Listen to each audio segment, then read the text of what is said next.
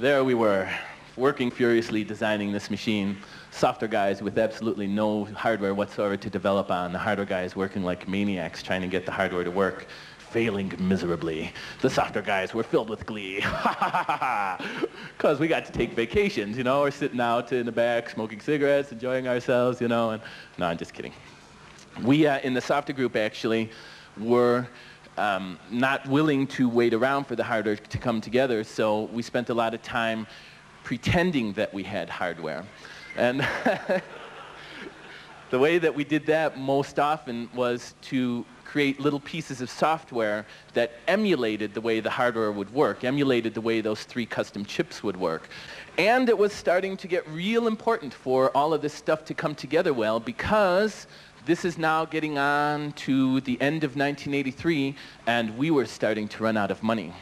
It was starting to get pretty tight with money, and it became really apparent to us that we had to make a major showing of the stuff that we had done so far at the January CES show. 2 weeks before CES, we're getting ready to bring it in. Dale has worked out this stuff for line draw. There's no line draw in the hardware. And the other guys and the software guys saying, come on, Dave, you can do it. Put line draw in the hardware.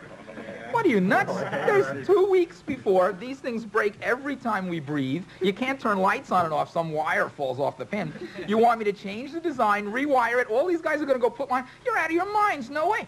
Bob Periso comes in and says, yeah, Dave, we have to have it, and jokingly grabs my arm. Mitchie, this nice little dog, this dog that I have not even pretended to like, leaps to my defense. Here, Periso was grabbing my arm, twisting it. Come on, Dave, you can do line draw. Mitchie jumps up, attacks poor Periso. What could I do? I did line draw. I had no choice. Mitchie came and saved me from a fate worse than death. And yep, so we did it. We squeezed and we ran and we screamed. And hours before CES in the middle of the night, you and Dale are in there writing code and stuff. And they were sitting in Chicago working under the bench. So the hardware first came together about 9-10 days before the show. And the hardware guy said, here you go. Okay. So here's what they delivered to us. Most of you probably know that inside the Amiga are 3 high-performance chips. And the first pass at designing the hardware for the chips was, of course, not to actually do the chips, but to create something in hardware that performed like the chips would perform one day. This is actually an illustration of the Agnes chip. This is the real one, by the way. This is the one that we first had, the first one that came together. And I think there's eight breadboards on there. And each one of those boards had about 250 chips. So, you know, times 8, lots of chips. Unfortunately, lots of things can go wrong with lots of chips. And there were 3 of these, one for each of the chips. There was also a 4th one that was the breadboard itself. The whole machine also, by the way, was called Lorraine. Lorraine was our code name for what we were working on. Lorraine was the name of the president's wife, too. And at first, she was honored to have the machine named after her. She came in during those 9 days between when we got the hardware and CES, and she heard the things we were saying about Lorraine. Then she wasn't quite so honored. All the while that we were working, we had hardware guys that were constantly on call. Here, for instance, is a picture of one of them. They were there the entire time that we were there. There was always some hardware guys there. The software guys came and went. Dale Luck and I, in particular, worked there almost the entire time.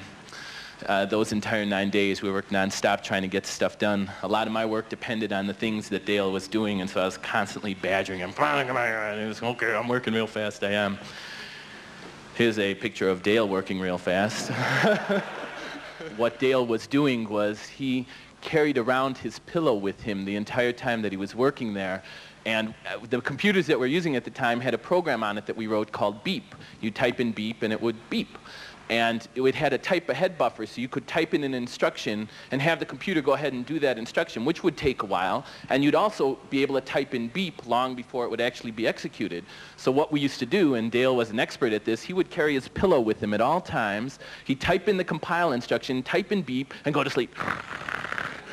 5 minutes later, beep. beep. He said, oh, yeah, oh, back to work. Back to work.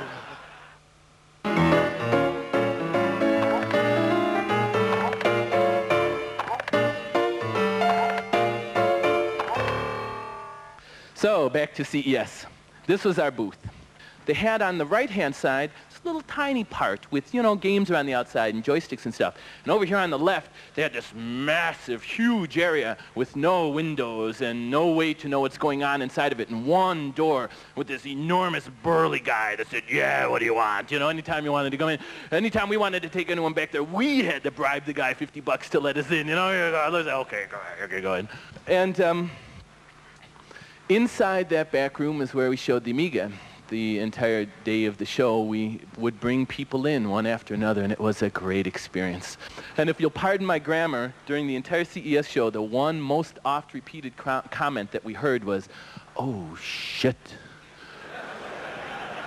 Because, of course, no one had ever seen a computer back in 1983, or January of '84, do the kinds of things that this machine did.